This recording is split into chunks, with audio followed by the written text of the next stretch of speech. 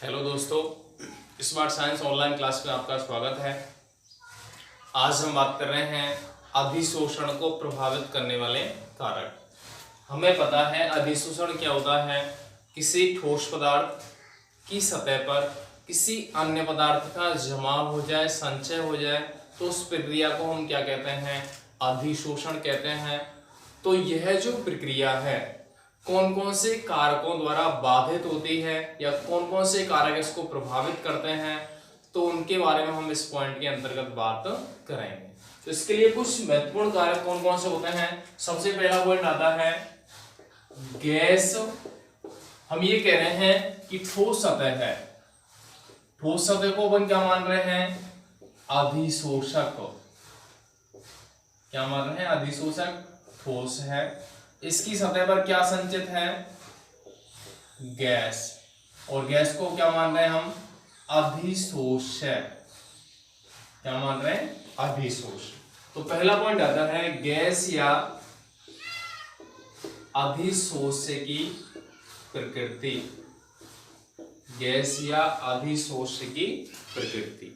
अब यहां से अपना पॉइंट आता है कि जो गैस है वो प्रत्येक गैस किसी ठोस सतह पर आसानी से संचित नहीं हो सकती, क्योंकि जो गैसीय कण हैं उनके मध्य कोई ना कोई ऊर्जा विद्यमान होती है, जिसके कारण वो गतिशील होते हैं। और जब गतिशील होंगे तो एक निश्चित सतह पर वो आसानी से संचित नहीं हो सकते।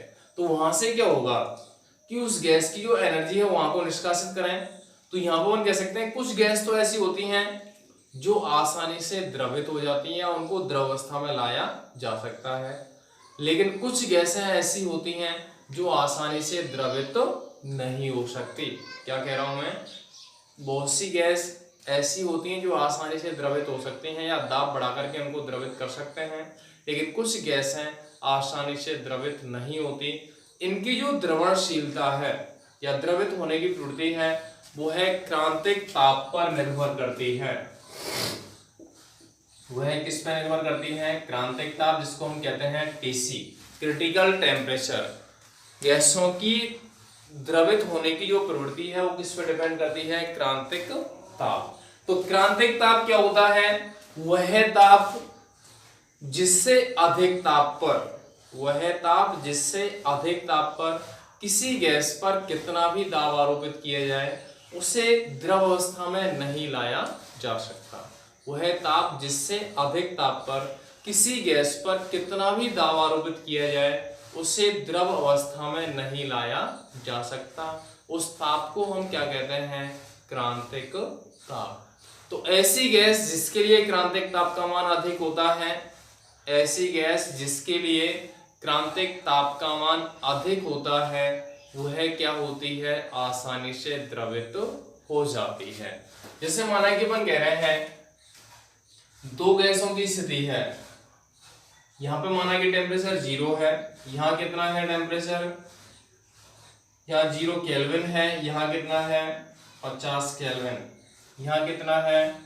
80 केल्विन। दो गैस हमने ले ली, कौन कौन सी हैं? एक तो ली है कौन सी? हाइड्रोजन। एक कौन सी ली है? हीलियम। अब हीलियम, हाइड्रोजन का जो क्रांतिक ताप है वो तो ये है 50 केल्विन, और हीलियम का जो क्रांतिक ताप है वो कितना है? 80 केल्विन। मतलब क्या हुआ इसका? क्रांतिक ताप से अगर ताप कम होगा उसका मतलब है वह इस ताप से नीचे किस अवस्था में रह सकती है? द्रव अवस्था में। लेकिन उसके बाद किस अवस्था में कन्वर्ट होगी? गैस में। हाइड्रोजन की बात कर रहा हूं मैं। हाइड्रोजन का क्रांतिक ताप कितना है? 50 केल्विन है। उसका मतलब है 50 केल्विन से नीचे तो किस अवस्था में रहेगी? द्रव में। उससे ऊपर किस अवस्था में रहेगी? गैस में। लेकिन हीलियम का क्रांतिक ताप कितना है? 80 केल्विन। उससे ऊपर तो क्या रहेगी? गैस में। लेकिन उससे नीचे किस अवस्था में रहेगी? द्रव में। मतलब क्या है? ये 0 से 50 केल्विन तक द्रवावस्था में रहेगी, लेकिन हीलियम 0 से 80 केल्विन तक द्रवावस्था में रह सकती है। तो यहां से हम क्या कह रहे हैं कि इनमें से ज्यादा द्रवावस्था में कौन गैस रह रही है? हीलियम। उसका मतलब क्या है कि जिस गैस का क्रांतिक ताप अधिक होता है वह आसानी से द्रवित हो सकती है, और जिस गैस का क्रांतिक ताप कम होता है वह आसानी से द्रवित नहीं होती। तो हम ये कहते हैं जैसे ही टेम्परेचर 50 केल्विन हुआ, 0 से 50 केल्विन तक बस जैसे ही चले वैसे ही हाइड्रोजन द्रवावस्था से गैस में चली जाएगी। लेकिन 50 केल्विन पर कौन सी गैस द्रव में रहेगी? हीलियम। 50 केल्विन पर कौन सी गैस द्रव में रहेगी? हीलियम रहेगी। कब तक रहेगी? 80 केल्विन तक। जब तक कि 80 केल्विन ताप नहीं हो जाता तब तक वो द्रवावस्था में रह सकती है। लेकिन 80 केल्विन होने के बाद वह भी गैस अवस्था में परिवर्तित हो जाएगी। तो अपन कह सकते हैं इन दोनों की तुलना करें, कौन सी गैस अधिक टाइम के लिए गैसीय अवस्था में रहती है? हीलियम, क्योंकि इसका क्रांतिक ताप अधिक होता है।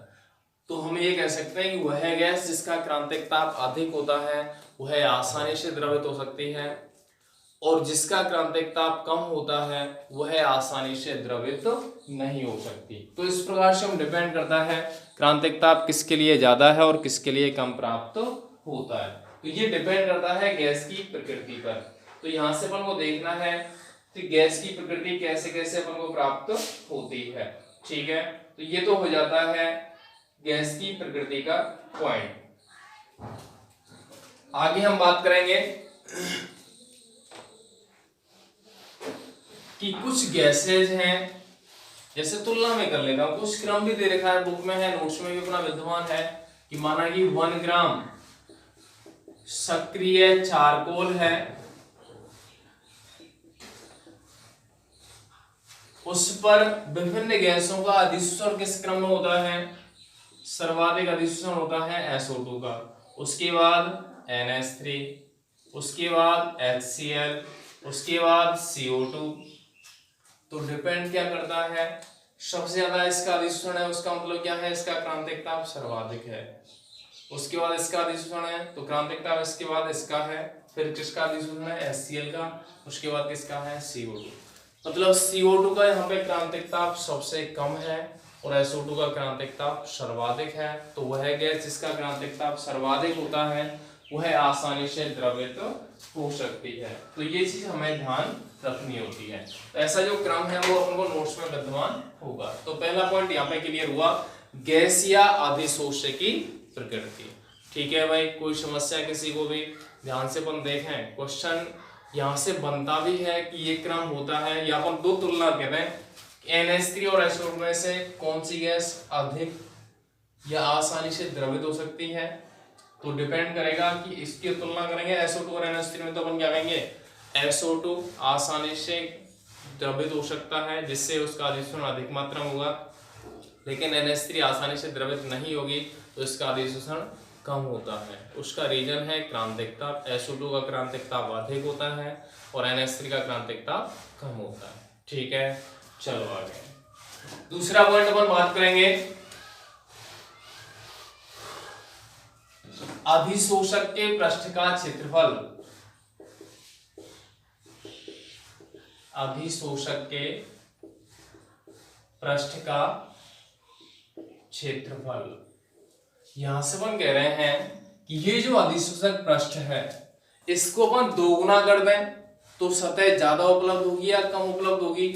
अधिक उपलब्ध होगी। और सतह अगर बढ़ेगी तो सतह पर गैस का जो संचित होने की स्थिति है वो क्या हो जाएगी? इंक्रीज हो जाएगी या बढ़ जाएगी। तो हम ये कहेंगे कि अधिशोषक पृष्ठ का क्षेत्रफल बढ़ने के साथ अधिशोषण क्रिया बढ़ती है। मतलब अधिशोषण क्रिया अधिशोषक पृष्ठ के क्षेत्रफल के समानुपाती होती है।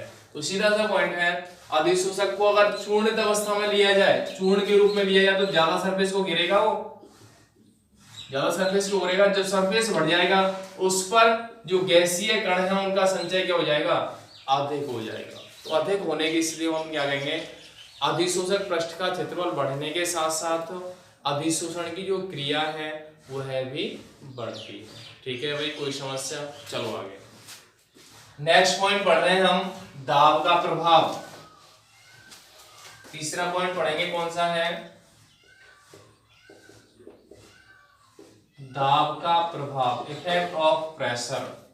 हम ये कहते हैं जैसे किसी गैस को हम द्रवित करना चाहते हैं तो उस गैस पर अपन क्या करते हैं? दाब लगाते हैं। या किसी गैस को द्रव में घोलना चाहते हैं तो उस गैस पर अपन दाब लगाएं तो वह गैस द्रव में आसानी से धीरे धीरे घुलती जाएगी।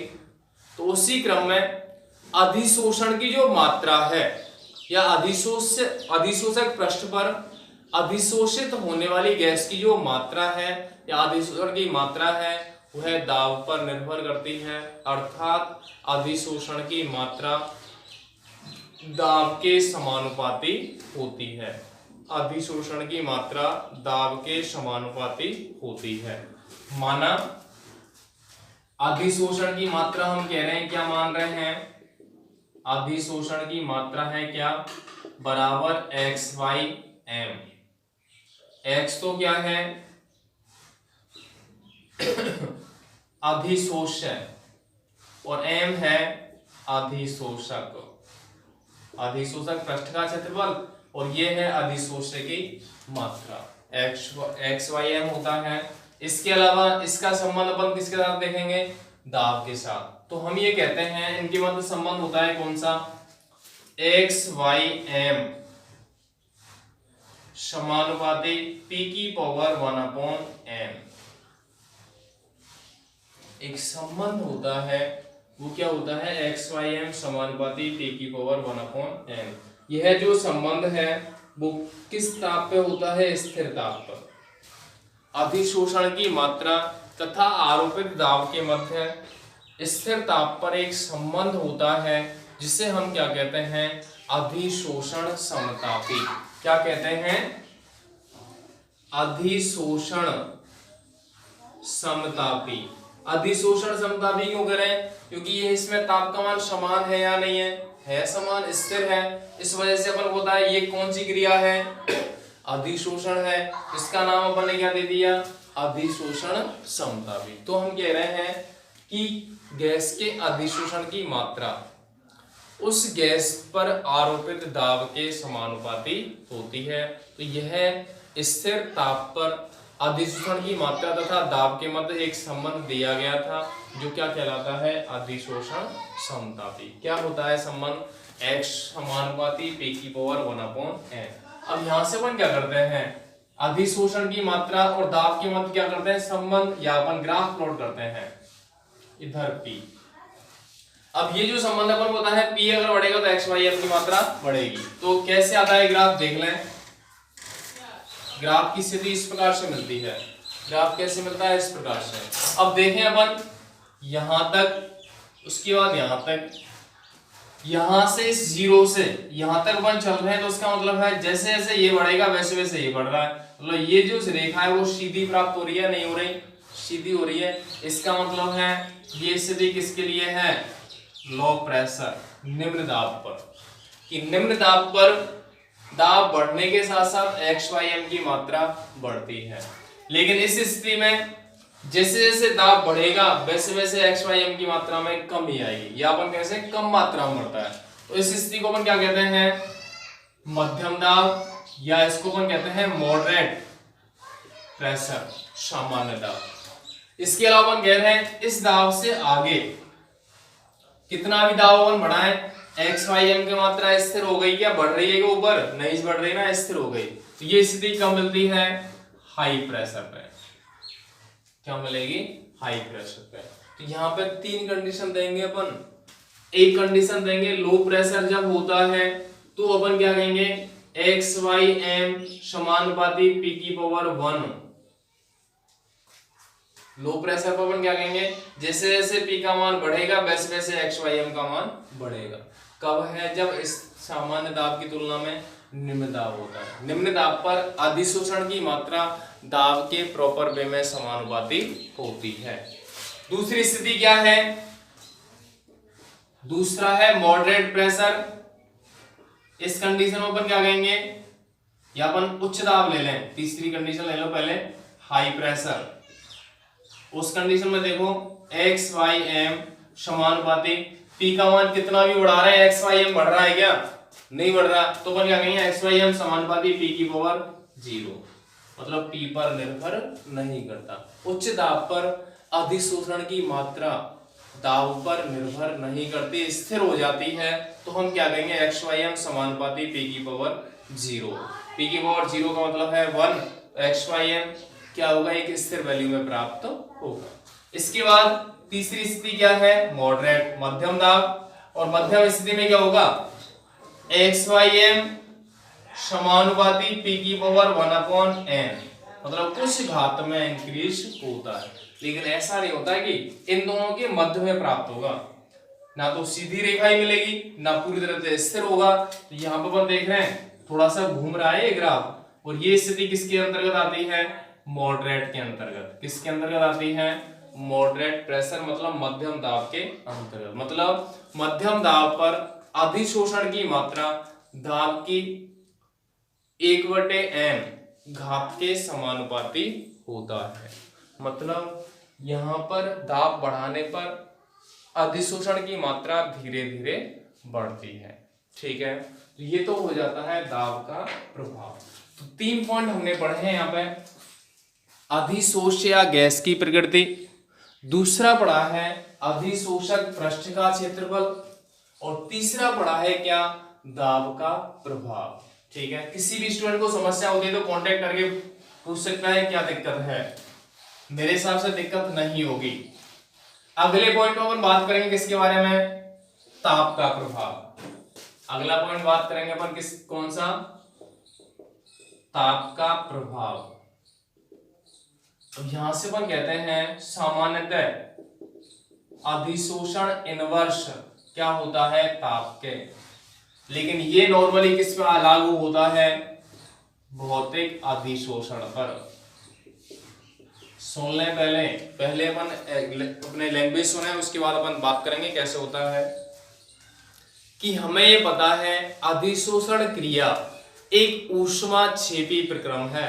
अधिशोषण एक ऊष्माक्षेपी प्रक्रम है, और ऊष्माक्षेपी प्रक्रिया में लासापेल नियम के अनुसार ताप यदि बढ़ाया जाता है तो अभिक्रिया पश्चिम दिशा में संपन्न होती है, या उस दिशा में अग्रसर होती है जहां पर किया गया परिवर्तन या तो शून्य होता है या कम मात्रा में होता है।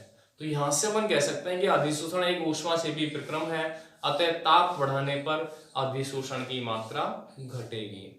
ऐसा कब होता है, क्योंकि भौतिक अधिशोषण में अधिशोष्य और अधिशोषक दोनों के मध्य दुर्बल वान डेर वाल्स बल होते हैं। तो यदि ताप बढ़ाएं तो गैस और ठोस दोनों के मध्य उपस्थित जो बंध हैं वो आसानी से टूट जाएंगे। जब आसानी से टूट जाएंगे तो अधिशोष्य गैस और ठोस अधिशोषक दोनों अलग अलग हो जाएंगे, और कौन सी क्रिया होगी, विशोषण की। तो हम ये कह सकते हैं ताप यदि बढ़ाया जाता है तो अधिशोषण की क्रिया घटती है। किस पे लागू होता है, मूल रूप से भौतिक अधिशोषण पे। तो यहाँ पे अपन ग्राफ देते हैं किसके मध्य, स्थिर दाब पर अधिशोषण की मात्रा तथा ताप के मध्य एक संबंध होता है जिसे अधिशोषण समदाबी, वहां हमने समतापी कहा था क्योंकि वहां पे स्थिर ताप था। यहाँ पे दाब क्या है, स्थिर है, और स्थिर दाब है तो अपन क्या कहेंगे, अधिशोषण समदाबी। ठीक है, संबंध क्या होता है देख लें। इधर तो अपन क्या रखेंगे, वही XYM, इधर क्या रखेंगे, टेम्परेचर। यहाँ पे ग्राफ किस प्रकार से आता है, इस प्रकार से, मतलब जैसे जैसे ताप बढ़ाते हैं वैसे वैसे XYM का मान क्या होता है, घटता जाता है। ये स्थिति किसके लिए है, भौतिक अधिशोषण के लिए। किसके लिए है, भौतिक अधिशोषण। ठीक है भाई, किसी को दिक्कत है क्या, तो हम ये कह रहे हैं कि अधिशोषण ताप के व्युत्क्रमानुपाती होती है भौतिक अधिशोषण में, क्योंकि भौतिक अधिशोषण में अधिशोष और अधिशोषक पृष्ठ के मध्य दुर्बल वान डेर वाल्स बल होते हैं। तो ताप बढ़ाने पर वो बंध आसानी से विघटित हो जाते हैं, जिससे विशोषण की क्रिया प्रारंभ होती है, क्योंकि अधिशोषण एक ऊष्माक्षेपी प्रक्रम होता है। तो यहाँ पे यदि स्थिर दाब पर XYM और T के मध्य ग्राफ खींचा जाए तो इस प्रकार का आलेख प्राप्त होता है, जिसे अधिशोषण समदाबी कहा जाता है। इसके विपरीत दूसरा अधिशोषण रासायनिक अधिशोषण भी होता है, और जो रासायनिक अधिशोषण है उसमें हमने पढ़ा था कि अगर ताप दिया जाए तो जो अणु हैं वो सक्रिय होकर के या सक्रिय ऊर्जा प्राप्त करके अधिशोष्य और अधिशोषक पृष्ठ के मध्य रासायनिक बंध बनाते हैं, जिससे अधिशोषण की मात्रा बढ़ेगी। तो वहां पे ताप का मान बढ़ने के साथ अधिशोषण की क्रिया बढ़ती है। तो इसका रीजन है कि रासायनिक अधिशोषण ताप के व्युत्क्रमानुपाती नहीं होता, समानुपाती होता है, क्योंकि उसमें सक्रिय ऊर्जा की आवश्यकता होती है, जो ताप देने पर सक्रिय ऊर्जा प्राप्त करते हैं, जिससे रासायनिक बंध का निर्माण होता है और अधिशोषण क्रिया संपन्न होती है। लेकिन जब पूरी तरह से अधिशोषण क्रिया संपन्न हो जाती है, उसके बाद भी हम ताप बढ़ा रहे हैं, तो बाद में धीरे धीरे रासायनिक बंध विघटित होते हैं और पुनः भौतिक अधिशोषण के अनुसार ही विशोषण की दर बढ़ती है। अधिशोषण की दर में क्या आती है? कमी। देख ले ग्राफ कैसे आएगा। एक्स वाई एम, इधर क्या है? टी। तो ग्राफ ऐसे आता है। यहाँ पे कैसे है? शुरुआत अपन देख रहे हैं यहां से यहां तक, धीरे धीरे अपन क्या कर रहे हैं, जैसे जैसे टेम्परेचर बढ़ा रहे हैं, यहां पे पहुंच गया टेम्परेचर, तो एक्स वाई एम मैक्सिमम यहां पे पहुंच गया, पूरी तरह से रासायनिक बंध बन गए। मतलब यहाँ पे सक्रिय ऊर्जा इसने प्राप्त कर ली, सक्रिय ऊर्जा प्राप्त करने के बाद एक्स वाई एम का मान मैक्सिमम हो गया, अधिशोषण की मात्रा अधिकतम हो गई। लेकिन फिर अगर अपन ताप बढ़ा रहे हैं तो धीरे धीरे ग्राफ कैसे आता है? रिवर्स आ रहा है, उल्टा आ रहा है। किसके समान आ रहा है वो ग्राफ? इसी के अकॉर्डिंग। मतलब सीधा सा है, शुरुआत में ताप बढ़ाने पर अणु सक्रिय ऊर्जा प्राप्त करते हैं, जिससे रासायनिक बंध बनाते हैं, तो एक्स वाई एम ताप के समानुपाती होता है। लेकिन उस उच्च ताप पर और ताप बढ़ाया जाए तो उस कंडीशन में रासायनिक बंधों का विघटन होता है, तो अधिशोषण की जो दर है उसके मान में कमी आती है और विशोषण की दर बढ़ती है। ठीक है भाई, कोई समस्या किसी को भी? ये तो हो जाता है ताप का प्रभाव। एक लास्ट प्रभाव और अपन देखेंगे, क्या होगा देख लें।